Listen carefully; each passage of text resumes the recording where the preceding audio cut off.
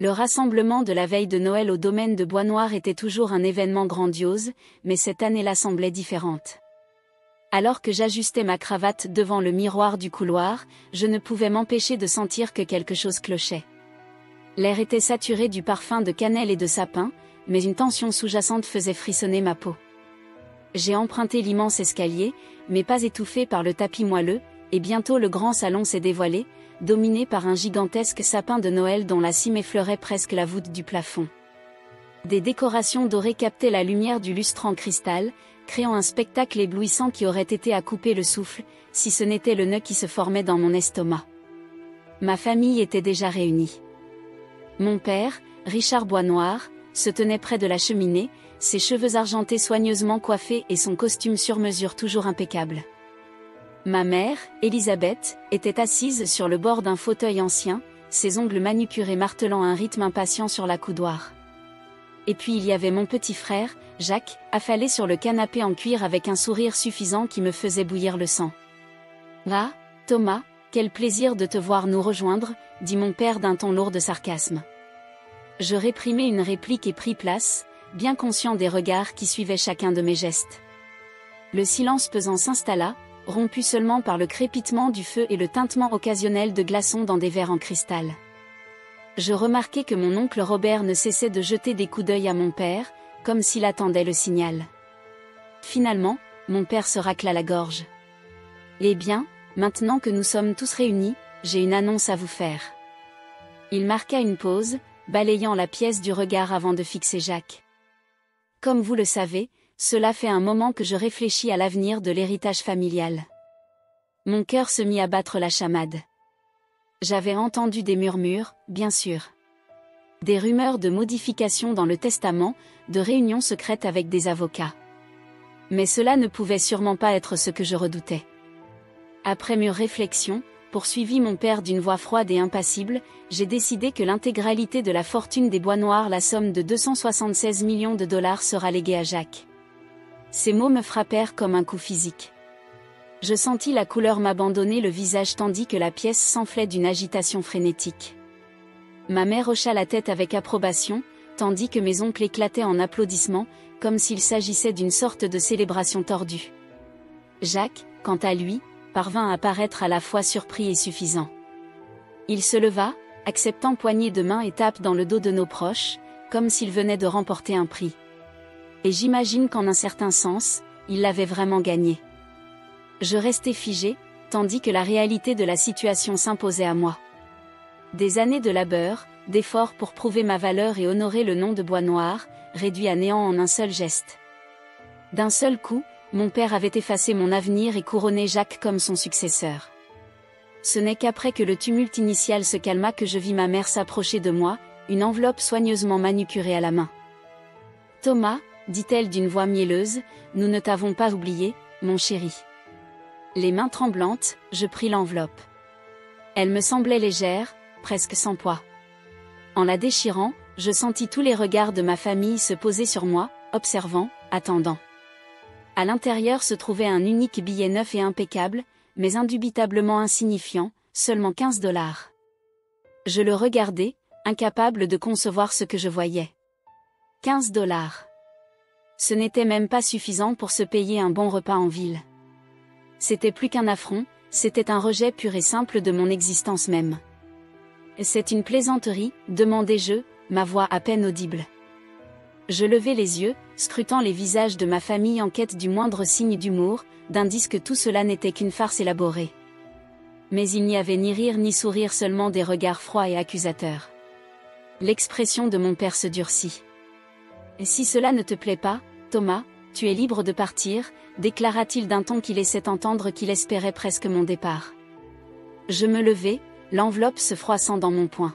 « Tu plaisantes » dis-je, ma voix gagnant en intensité à chaque mot. 28 ans. J'ai consacré 28 ans de ma vie à cette famille, et voilà comment vous me rétribuez. Jacques ricana, sans même se donner la peine de dissimuler son amusement. Allez, Tommy, lança-t-il, utilisant ce surnom d'enfance que je détestais, ne fais pas le boudeur. C'est Noël, après tout. Je me retournai furieux, la colère bouillonnant dans mes veines. Toi, Craché je, tu n'as jamais travaillé un seul jour de ta vie. Tu t'es toujours contenté de ton charme et de ta beauté, et maintenant on te remet tout sur un plateau d'argent. Ma mère intervint entre nous, le visage empreint de désapprobation. Thomas, ça suffit, dit-elle. Ton père a pris sa décision, et nous attendons tous que tu la respectes. Je balaya des yeux la pièce, examinant les visages de ma famille. Mon oncle Robert, qui m'avait appris à pêcher et qui avait toujours semblé être de mon côté, évitait désormais de croiser mon regard. Ma tante Sarah, qui me filait autrefois des desserts en douce lors des dîners familiaux, s'occupait de son verre. Même mes cousins, avec lesquels j'avais partagé tant d'aventures enfantines, semblaient m'avoir tourné le dos. À cet instant, je me sentis plus seule que jamais. La chaleur du feu ne pouvait percer le froid qui s'était installé dans mes os. Les lumières scintillantes du sapin de Noël semblaient se moquer de moi, rappelant l'unité familiale dont je n'avais manifestement jamais vraiment fait partie. Vous allez tous le regretter, dis-je d'une voix basse, tremblante sous une colère à peine contenue. Chacun de vous. À ma grande surprise, mes paroles furent accueillies par de petits ricanements. Mon père haussa un sourcil, un sourire en coin se dessinant sur ses lèvres. « C'est une menace, Thomas ?» demanda-t-il, l'amusement perçant dans sa voix. Je ne répondis pas. Je me détournai, et quittai la pièce en trombe, le son de leur rire me poursuivant dans le couloir.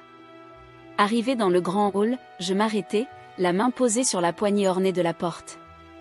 Une partie de moi désirait partir, m'enfoncer dans la froide nuit de décembre et ne jamais me retourner. Mais quelque chose m'en empêchait.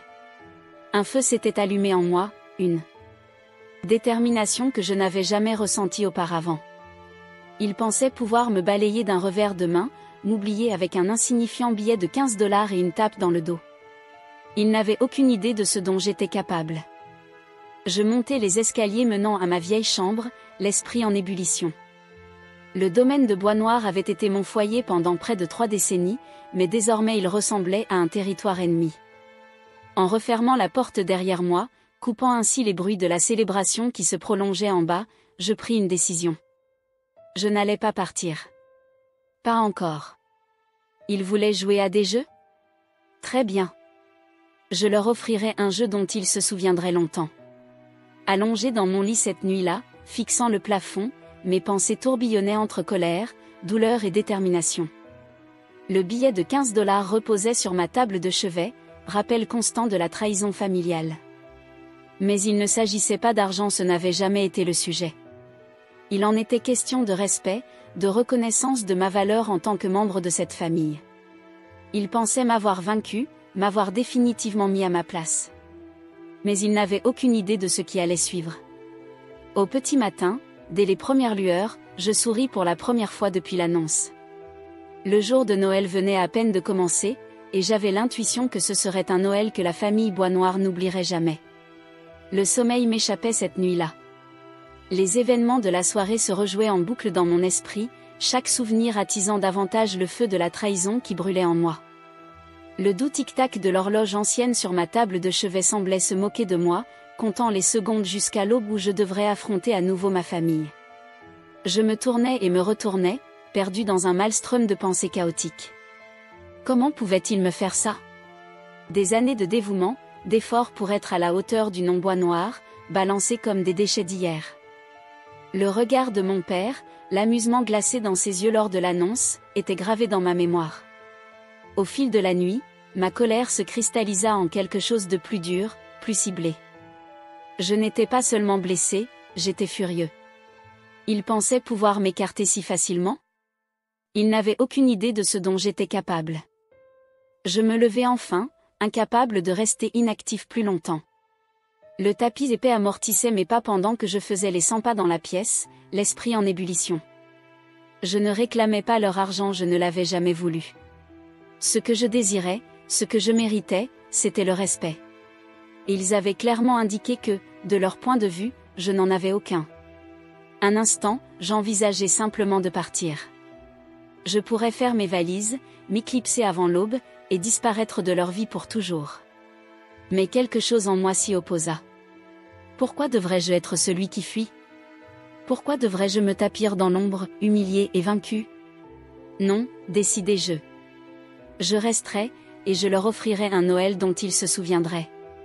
Je me dirigeai vers la fenêtre, écartant les lourds rideaux. Le domaine s'étendait devant moi, recouvert d'une neige immaculée qui étincelait sous la lumière de la lune. Au loin, les lumières de la ville se dessinaient, rappelant le monde au-delà des murs étouffants du manoir de bois noir. Debout, contemplant ce spectacle, je pensais à mon frère Jacques.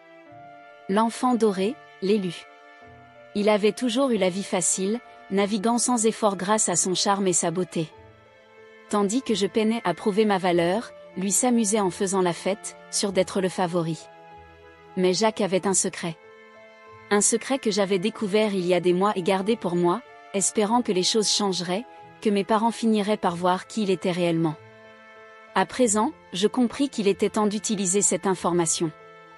Je détournai le regard de la fenêtre et me dirigeai vers mon bureau. La surface en acajou antique était encombrée de papiers rapports financiers, portefeuilles d'investissement, documents d'organisation d'événements caritatifs. Autant de preuves de mon engagement dans l'entreprise familiale, désormais réduite à néant par la décision de mon père. Je écarta les papiers, sortis une feuille vierge et un stylo. Il était temps de mettre mon plan à exécution.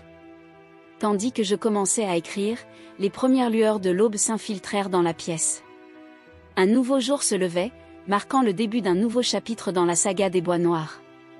Les heures s'écoulèrent alors que je travaillais, animé par un mélange de colère, de détermination et de café en trop grande quantité.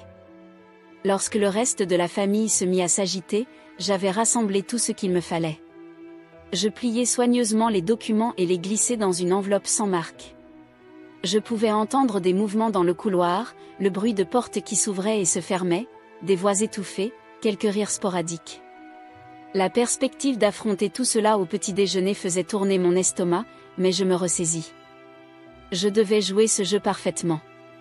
Je me douchai et m'habillai avec soin, optant pour une chemise blanche impeccable et un costume sombre qui criait « business » plutôt que fête. En nouant ma cravate, je me regardai dans le miroir. Des cernes assombrissaient mes yeux, mais ils brillaient de détermination. Pour la première fois depuis des années, je me sentais vraiment vivant. Le parfum du café et des lardons s'échappaient de la cuisine alors que je descendais. Je m'arrêtai en bas du grand escalier pour prendre une profonde inspiration. J'entendais ma famille dans la salle à manger, le tintement des couverts, le murmure des conversations, le rire tonitruant de mon père. Un instant, je fus transporté dans des temps plus heureux, lorsque je croyais encore avoir ma place parmi eux. Je chassa cette nostalgie et pénétrai dans la salle à manger. La conversation s'éteignit à mon entrée, tous les regards se tournant vers moi. Ma mère fut la première à se ressaisir, affichant un sourire qui n'atteignait pas ses yeux. « Thomas, mon chéri, dit-elle d'une voix mielleuse, nous n'étions pas sûrs que tu te joindrais à nous. Un café ?» Je hochai la tête et pris place à l'extrémité de la table. Jacques, installé à la droite de mon père, me lança un sourire suffisant, visiblement ravi de mon malaise. « Tu as bien dormi, Tommy ?» demanda-t-il, sa voix dégoulinante de fausse sollicitude. Je croisai son regard calmement.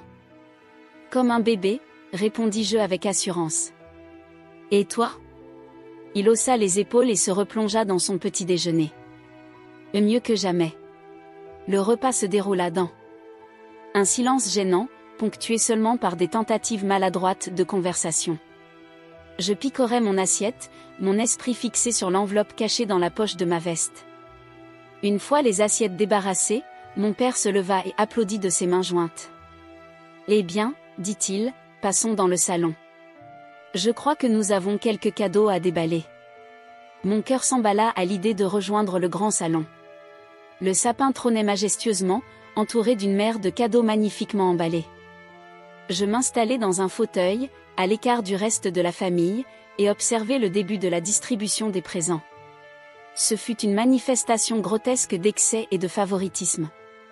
Jacques était inondé de cadeaux extravagants, montres de créateurs, clés de voitures de sport flambant neuves, portefeuilles d'actions valant des millions. Chaque cadeau était accueilli par une gratitude exagérée et des louanges serviles de la part de nos proches. Je restai silencieux, attendant mon moment. Lorsque le dernier des présents fut ouvert, je me levai en m'éclaircissant la gorge. Tous les regards se tournèrent vers moi, mêlant curiosité et mépris à peine dissimulés. J'ai un cadeau pour vous tous, annonçai-je d'une voix posée malgré le tumulte de mon cœur. Mon père haussa un sourcil, s'attendant manifestement à quelque chose de pitoyable. Ma mère soupira, tandis que Jacques roula des yeux de façon théâtrale. Mais lorsque je sortis l'enveloppe sans marque, leurs expressions changèrent. D'un geste lent et mesuré, je la remis à mon père. Il la dédaigna d'un rire sarcastique avant de l'ouvrir. Au moment où ses yeux parcoururent le document, son visage se décomposa, perdant toute couleur. Ma mère, pressentant le drame, lui arracha l'enveloppe des mains. « Qu'est-ce que c'est que ça » s'écria-t-elle d'une voix aiguë. Je souris, un calme surprenant m'envahissant. « Pourquoi ne le lis-tu pas à haute voix, maman ? Je suis sûre que tout le monde aimerait entendre ce qu'il dit. » Les mains tremblantes, elle commença à lire. Le silence tomba sur la pièce tandis que la vérité se révélait une preuve irréfutable que Jacques, leur fils parfait, détournait de l'argent des comptes familiaux depuis des années. Transactions secrètes, signatures falsifiées, dettes dissimulées, tout y était, noir sur blanc. Au fur et à mesure que l'ampleur de la trahison de Jacques apparaissait, le chaos s'empara de nous. Le visage de mon père devint d'un rouge alarmant, tandis que ma mère s'écroulait dans un fauteuil, sa façade impeccable se désagrégeant. Quant à Jacques, il ressemblait à un cerf pris au piège des phares, son assurance remplacée par une peur nue. « Ce n'est pas possible », balbutia mon père, ses mains tremblant alors qu'il serrait ses documents accablants. Je me renfonçai dans mon fauteuil, une satisfaction sombre m'envahissant. « Oh, mais si », déclarai-je calmement. « Le moindre détail. » Ma mère se tourna vers Jacques, le visage empreint d'incrédulité et de trahison. « Et dis-moi que c'est un mensonge », supplia-t-elle. Mais le silence de Jacques en disait long. L'enfant doré avait été pris au piège, et il n'y avait aucune échappatoire. Pour la première fois, je vis la peur dans leurs yeux. La peur de perdre tout ce qui leur était cher, la peur d'être exposés au monde comme des imposteurs, la peur des conséquences inévitables. Et à cet instant, je ressentis ce que je n'avais pas connu depuis des années, du pouvoir. Mon oncle Robert s'avança, le visage livide. « Thomas, il doit y avoir une erreur. » Jacques ne pourrait pas. Je l'interrompis d'un rire sec. « Vraiment, oncle ? Vous avez tous été aveuglés par son charme, convaincus de sa perfection, au point de ne jamais regarder sous la surface. Eh bien, moi si. Et voilà ce que j'ai découvert. » Ma tante Sarah laissa échapper un petit cri, la main se précipitant sur sa bouche. Mais les œuvres caritatives, les fondations, tout ce beau discours. Des artifices, répliquai-je d'une voix dure. Un moyen commode de siphonner l'argent familial pour garnir ses poches. Votre précieux Jacques a joué tout le monde comme des idiots. Finalement, Jacques trouva la parole, à peine plus qu'un murmure étouffé. Ce n'est pas. Je ne voulais pas. Je peux expliquer. Mon père se retourna vers lui, le visage déformé par la colère. Expliquer ? Expliquer ? Tu nous as volés, trahi notre confiance, mis en péril tout ce que nous avons bâti. Quelle explication possible peut-il y avoir ? Tandis que Jacques balbutiait des excuses pathétiques, j'observais le monde soigneusement construit de la famille Boisnoir s'effondrer. L'unité dont ils se targuaient, l'héritage qu'ils avaient construit, tout se désagrégeait sous mes yeux. Mes cousins se regroupaient dans un coin, murmurant fébrilement entre eux. J'attrapais çà et là des bribes de leur conversation, inquiétude face au cours de la bourse, aux dégâts sur leur réputation, aux conséquences juridiques possibles. La réalité s'imposait, et avec elle la certitude que ce scandale dépasserait largement les murs de notre domaine. Ma mère, d'ordinaire si posée, était désormais en ruine. Des coulures de mascara parcouraient ses joues tandis qu'elle alternait entre réprimande envers Jacques et supplications auprès de mon père pour arranger la situation. Même Richard Boisnoir, l'homme qui avait bâti un empire à partir de rien, semblait désemparé. Au milieu de ce chaos, je ressentais une étrange distanciation. N'était-ce pas là ce que je désirais depuis toujours ? Leur montrer la vérité, leur faire comprendre que leur enfant doré n'était qu'un imposteur. Mais en voyant ma famille se déchirer, je ne pouvais m'empêcher de me demander quel en serait le prix. Jacques attira mon regard depuis l'autre bout de la pièce. Son assurance avait disparu, remplacée par un mélange de peur et peut-être de respect. Il m'offrit un petit hochement de tête, un geste qui en disait long. Pour la première fois, il ne me voyait pas comme son grand frère maladroit, mais comme une force avec laquelle il fallait compter. Au fil de la matinée, le choc initial céda la place à des plans désespérés. Mon père marmonnait des ordres au téléphone, sollicitant des services auprès d'avocats et de firmes de relations publiques. Ma mère disparut à l'étage, sans doute pour prendre quelques petits messieurs afin de traverser cette crise. Les proches commencèrent à s'éclipser, impatients de se dérober face à l'imminence du scandale. Et moi, je restais là, au cœur de la tempête, le centre d'un ouragan. Le pouvoir que j'avais ressenti plus tôt était toujours là, atténué désormais par un sentiment d'incertitude grandissant. Je m'étais donné pour mission de leur apprendre une leçon, de leur faire regretter de m'avoir mis de côté.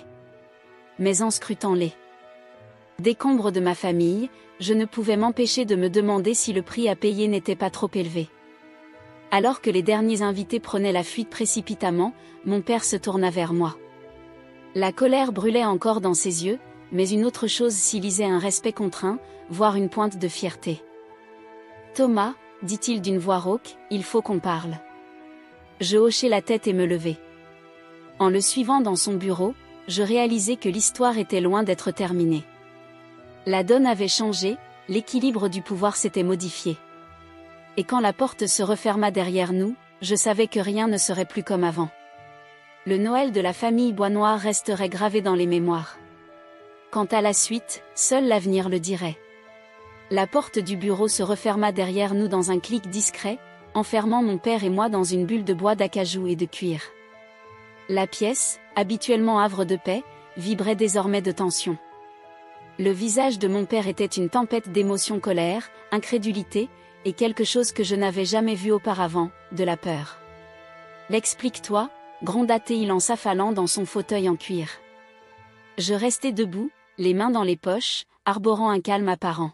« Tout est noir sur blanc, père. Jacques détourne de l'argent depuis des années. Chaque transaction, chaque signature falsifiée, chaque compte caché, tout y est inscrit. » Ses yeux se plissèrent. « Comment as-tu obtenu ces informations ?» Je lui souris légèrement.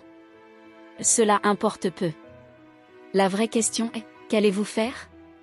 Pendant un instant, je crus qu'il allait exploser. Son visage s'enflamma, des veines pulsant à ses tempes. Puis, tel un ballon qui se dégonfle, il sembla se rétracter. « Mon Dieu » murmura-t-il.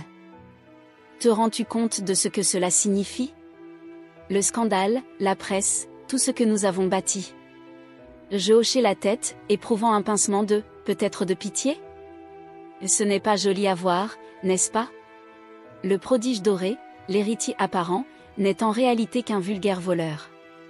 La tête de mon père se redressa brusquement, ses yeux flamboyants. « Fais attention à ton ton, gamin. Nous parlons toujours de ton frère. » Je laissai échapper un rire rauque dans le silence pesant de la pièce. « Ton frère ? Celui que tu as choisi plutôt que moi ? Celui à qui tu étais prêt à tout donner, pendant que tu me renvoyais avec un minable billet de 15 $. Ce frère ? » Il baissa les yeux, semblant éprouver un instant une gêne sincère. « Thomas, je... » Mais je n'avais pas fini. « Non, père. Tu n'as pas le droit de t'excuser.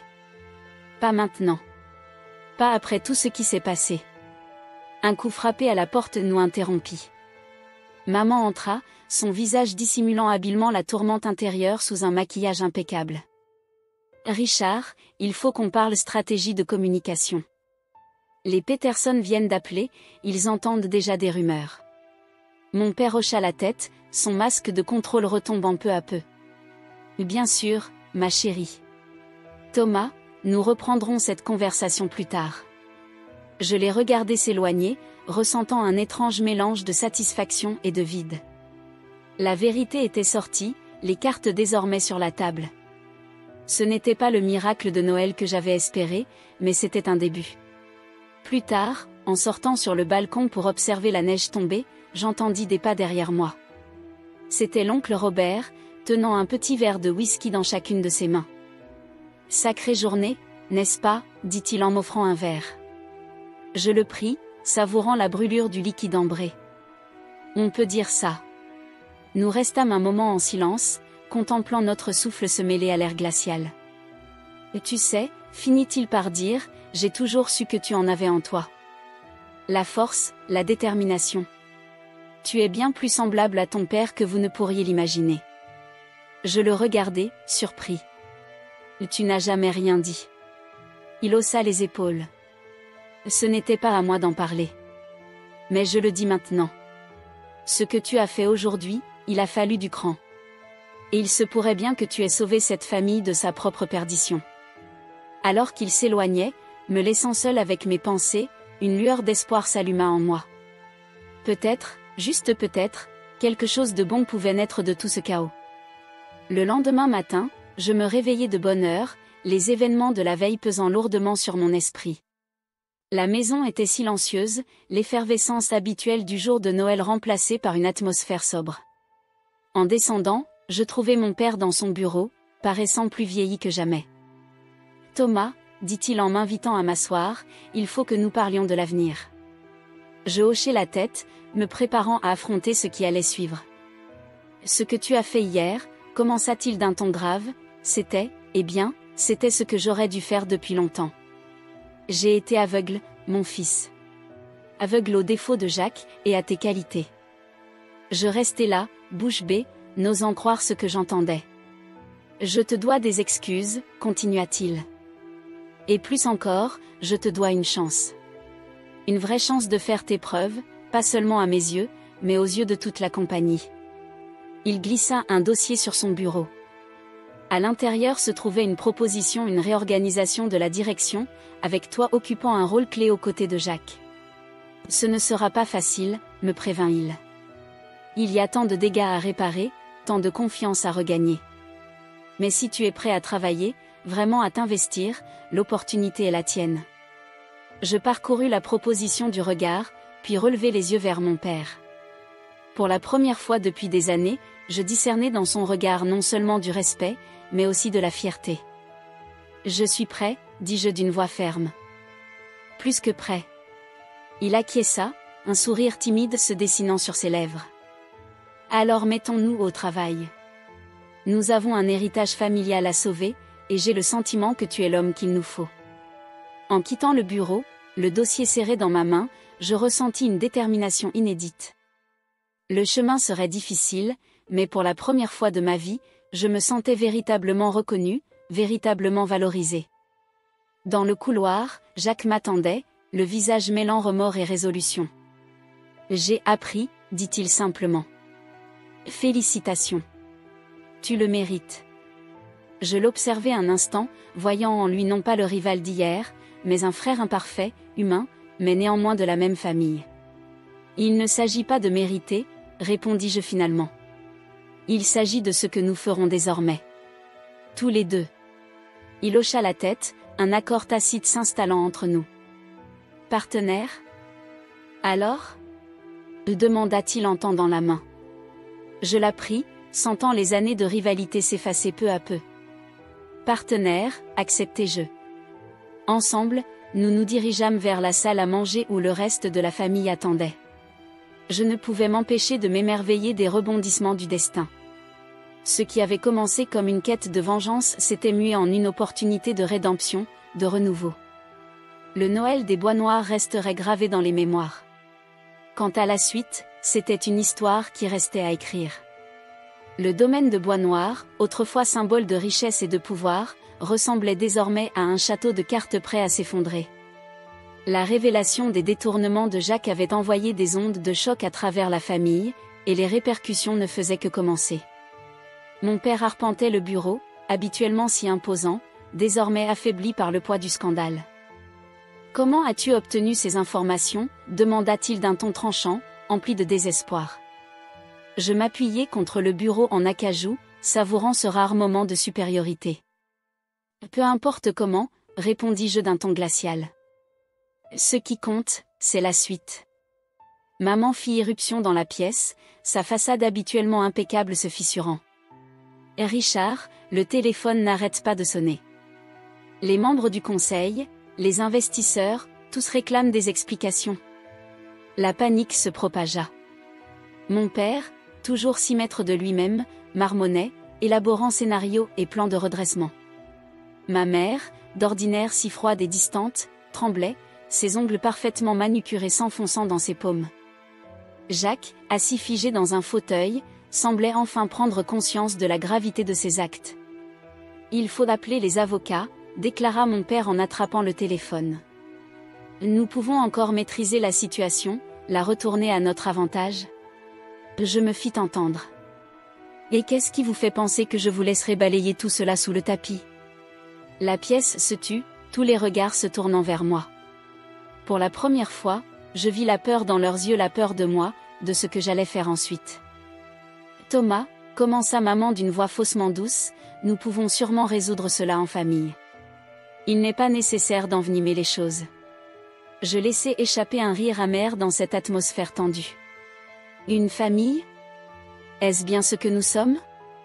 Parce qu'hier, je n'étais qu'un oubli, un déçu que l'on a écarté pour un minable billet de 15 $. Le visage de mon père se durcit. « Écoute-moi bien, gamin. »« Non, c'est toi qui écoutes, » l'interrompis-je d'une voix d'acier. J'ai travaillé des années pour prouver ma valeur, pour mériter ma place dans cette famille et dans cette entreprise. Et voilà que je suis relégué au second plan au profit d'un voleur? Jacques tressaillit à l'évocation de ce mot, mais je continuai. Vous avez fait votre lit, et maintenant vous allez le payer. Chacun de vous. Les jours qui suivirent furent un tourbillon d'activités. Avocat après avocat firent irruption, leur visage grave soulignant la gravité de la situation. Le conseil d'administration convoqua une réunion d'urgence, exigeant des comptes et des têtes sur des plateaux. Pendant ce temps, je restais en retrait, partagé entre une étrange satisfaction et une profonde tristesse. Avais-je vraiment voulu voir ma famille à genoux? Les regards de mon père, la détérioration visible de maman alors qu'elle versait son café du matin, tout cela me faisait douter du prix de ma vengeance. Une semaine après Noël, mon père m'appela dans son bureau. La pièce, jadis symbole de son pouvoir, ressemblait désormais à une salle de guerre au cœur d'une bataille perdue. « Thomas, » commença-t-il, d'une voix lasse, « je te dois des excuses. J'ai été aveugle. Aveugle au défaut de Jacques, et à ton potentiel. » Je restai silencieux, peiné d'entendre ces mots. « Le conseil exige des changements, » poursuivit-il en se frottant les tempes. « Jacques doit bien entendu démissionner. Mais ils veulent du sang neuf, une nouvelle direction. » Il leva les yeux vers moi, et pour la première fois, je vis une lueur de respect dans son regard. « Ils te veulent, Thomas. Pour prendre les rênes en tant que PDG. » Ces mots flottèrent entre nous, lourds de conséquences. C'était tout ce dont j'avais rêvé, servi sur un plateau d'argent. Et pourtant... « Et toi, » demandai-je, ma voix soigneusement neutre, « qu'en est-il de ta place ?» Mon père soupira, paraissant soudainement peser chacune de ses 65 années. « Je vais me retirer aussi. Il est temps, vraiment. » Je m'assis lourdement, submergé par l'instant. « Je n'ai jamais voulu cela, » murmurai-je. Il acquiesça, un sourire triste effleurant ses lèvres. « Je sais, mon fils. Mais parfois, la vie ne nous offre pas des victoires nettes. La vraie question est, que vas-tu faire de cette opportunité ?»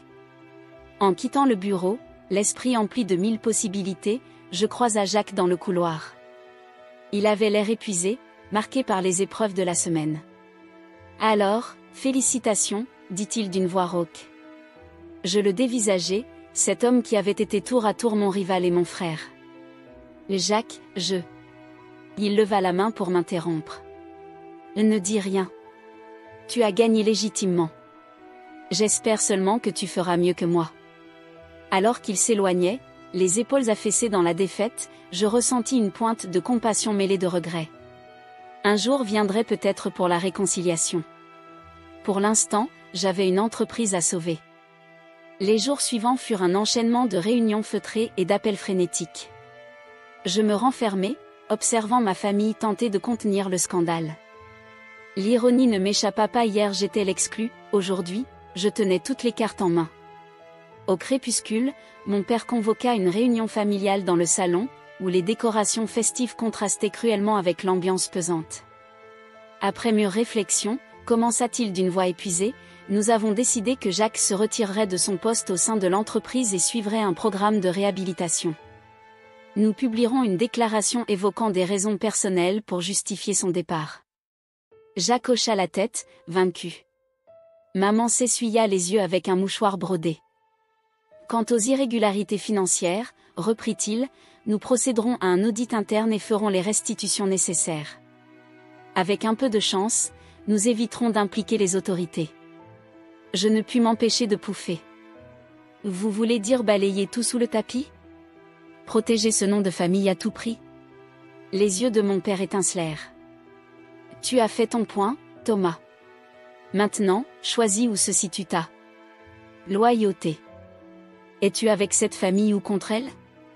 La question résonna dans l'air, lourde de sens. Je pensais à toutes ces années passées à essayer de prouver ma valeur, à la douleur et à la colère qui m'avaient mené jusqu'ici. Mais je repensais aussi au regard de Jacques, réalisant que, finalement, nous n'étions peut-être pas si différents. Je ne suis pas contre la famille, dis-je lentement, mais il faut changer les choses. Fini les secrets, fini le favoritisme. Si nous devons avancer, faisons-le ensemble. Également. Mon père maintint mon regard un long moment, puis hocha la tête. D'accord. Nous en discuterons demain. Pour l'instant, reposons-nous tous.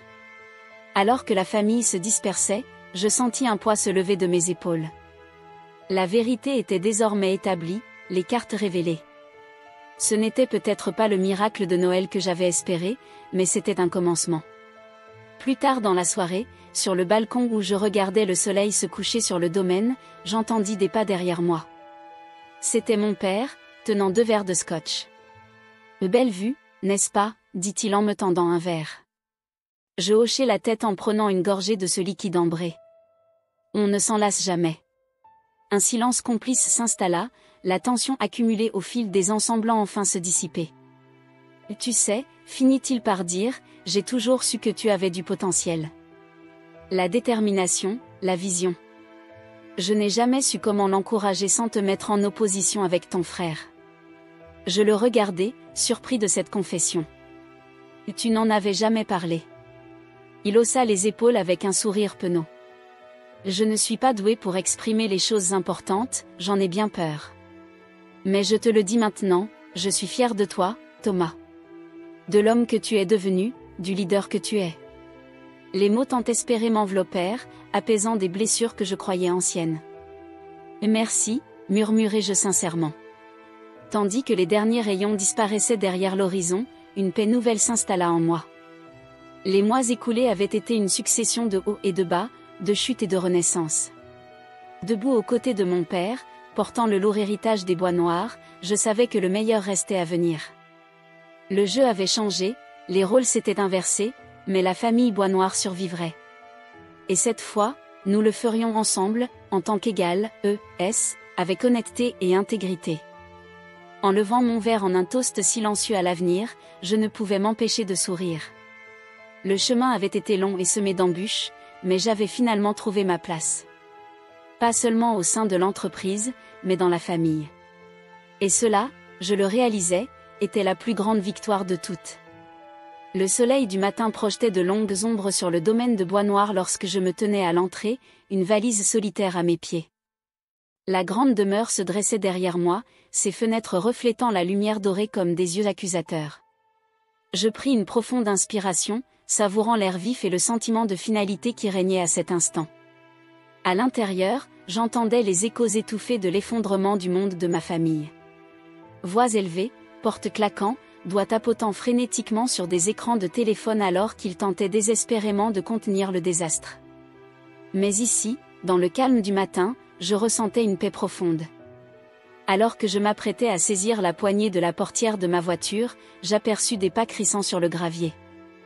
Je me retournai et vis Jacques s'approcher, le visage empreint d'émotions contradictoires. « Alors, tu pars vraiment ?» dit-il d'une voix rauque, sans chercher à en faire une question. Je hochai la tête, examinant ce frère que j'avais tant aimé et haï pendant des années. « Il est temps », répondis-je simplement. Jacques passa une main dans ses cheveux en bataille, l'air perdu. Je ne sais pas quoi dire, Tommy. Un simple « désolé » ne suffit pas, un sourire en coin se dessina sur mes lèvres. Non, ce n'est qu'un début. Nous restâmes un moment dans un silence gêné, des années de rivalité et de ressentiment flottant entre nous comme un voile. Finalement, Jacques reprit, sa voix à peine audible. Ce que tu as fait, exposer toute la vérité, je devrais te détester. Mais je ne peux pas. Parce que tu avais raison, surtout. Je levai un sourcil, étonné par sa franchise. Et qu'est-ce que cela te fait? Il laissa échapper un rire amer, dépourvu d'humour. Un soulagement, si tu peux y croire. Tout cela m'étouffait, Tommy. Les mensonges, la pression constante d'être parfait. Je me noyais sans m'en rendre compte, jusqu'à ce que tu me tendes une bouée, déguisée en encre. Je hochai la tête, comprenant trop bien le poids des attentes. Et maintenant, que vas-tu faire?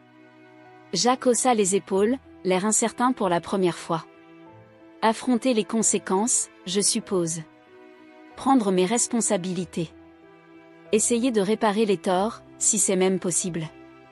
Ce ne sera pas facile, lui avertis-je. Je le sais, répondit-il, une détermination naissante dans les yeux. Mais c'est nécessaire. Et depuis bien trop longtemps. Debout, nous ressentîmes un tournant dans notre relation. L'animosité qui nous avait longtemps définie s'amenuisait, laissant place à une compréhension naissante. Nous n'étions pas amis pas encore mais nous n'étions plus non plus ennemis. Prends soin de toi, Jacques, dis-je en lui tendant la main. Il l'agrippa fermement. Toi aussi, Tommy. Et, merci. De m'avoir ouvert les yeux. Alors qu'il s'éloignait vers la maison, le dos droit comme s'il se préparait à affronter la vie, je ressentis une pointe de fierté. Peut-être y avait-il encore de l'espoir pour lui. Sur le point d'entrer dans ma voiture, j'entendis de nouveaux pas. Cette fois, c'était mon père, l'air plus vulnérable que jamais. Thomas, m'appela-t-il, sa voix teintée de désespoir, attends. S'il te plaît. Je me retournai, gardant un visage impassible. Qu'y a-t-il, père? Il s'approcha, légèrement essoufflé. Tu ne peux pas partir ainsi. Nous avons besoin de toi. L'entreprise a besoin de toi. Je secouai la tête, esquissant un sourire triste. Non, père. Vous n'avez jamais eu besoin de moi. Ce dont vous avez besoin, c'est d'assumer les conséquences de vos actes. Tous. Son visage se durcit, un éclat de l'ancien Richard Boisnoir transparaissant. Comment as-tu obtenu ces informations? Qui t'a aidé? Je ris, amusé par sa persistance. Peu importe comment je les ai eues. Ce qui compte, c'est qu'elles soient vraies. Chaque détail. Il se dégonfla, l'énergie s'échappant de lui. Que veux-tu, Thomas? De l'argent? Un siège au conseil? Dis-le, et ce sera à toi. Je le regardai.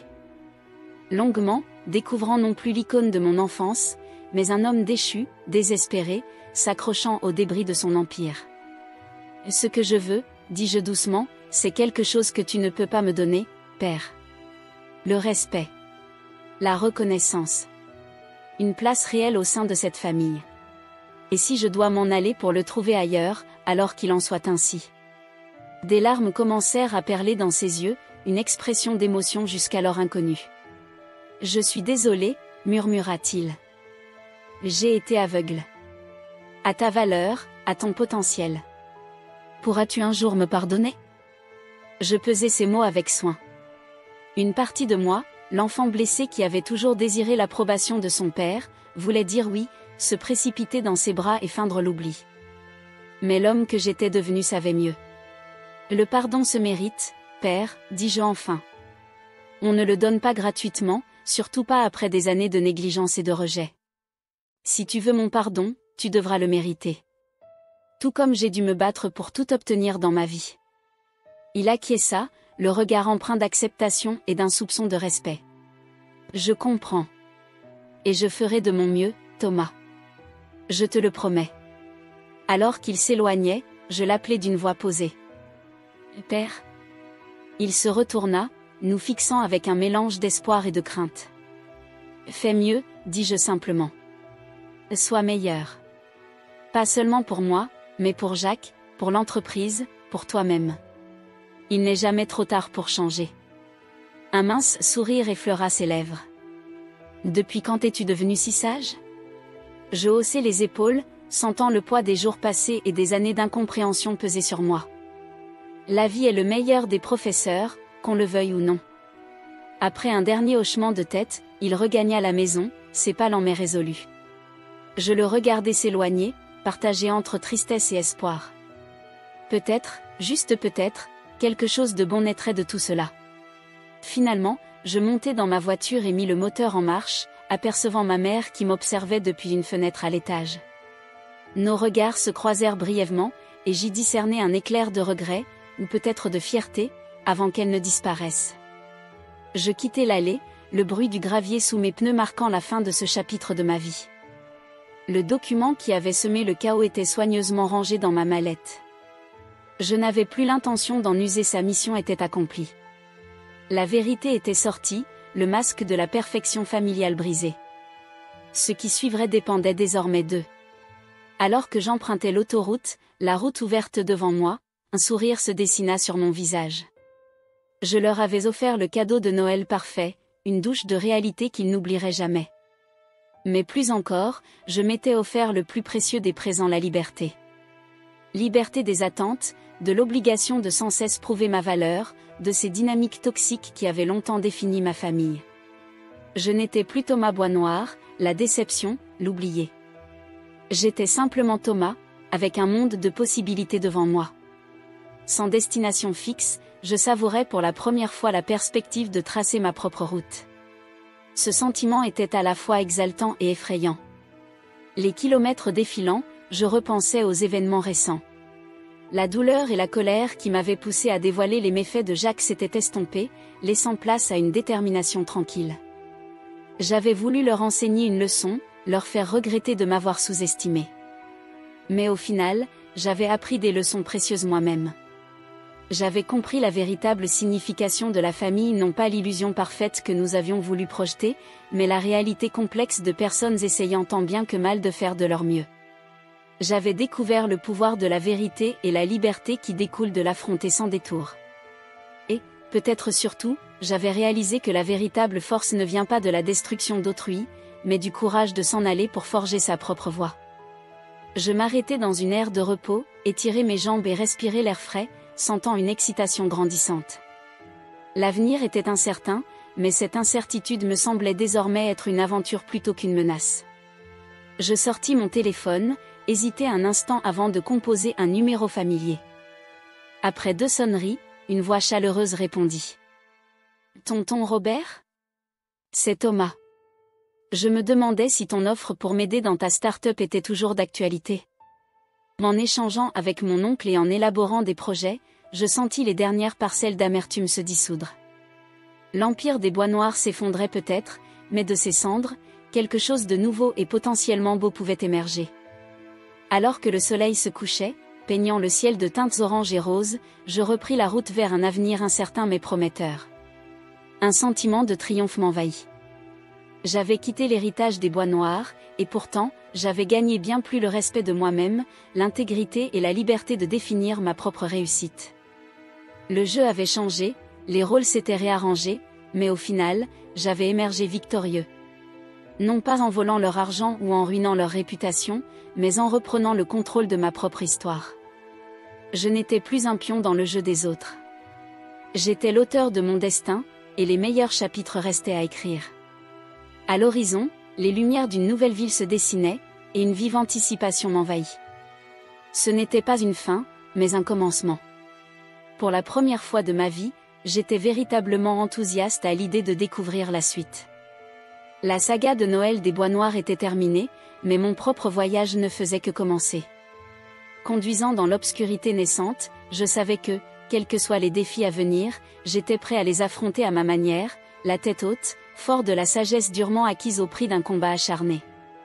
La route s'étendait devant moi, pleine de promesses et de possibilités. Et moi, Thomas Boisnoir non, simplement Thomas, j'étais prêt à embrasser ce qui m'attendait. L'avenir était à façonner, et j'avais l'intention d'en tirer le meilleur parti. Alors que les derniers rayons du soleil disparaissaient derrière l'horizon, je souris. Un nouveau chapitre commençait, un nouveau départ. Et j'avais hâte de découvrir où cette route allait me mener.